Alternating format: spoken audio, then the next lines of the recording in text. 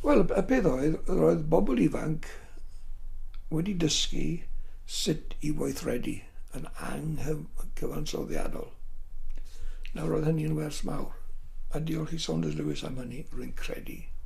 Ac unwaith roedden ni wedi magu plwc o'r petai, roedden ni'n barod i wneud pethau eraill, fel dolgellau Llanbed ac yn y blaen ac yn y blaen. Roedd yna ysbryd newydd yn y tir. Ac ar bont Trefechan, dwi'n credu, ddaru ni dysgu'r wers oedd yn bosib gweithredu yn heriol.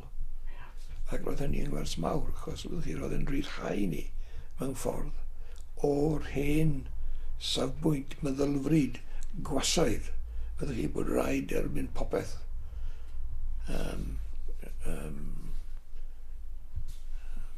Liberation politics, maen nhw'n gael yn America, mewn ffordd yn y be digwyddodd yng Nghymru.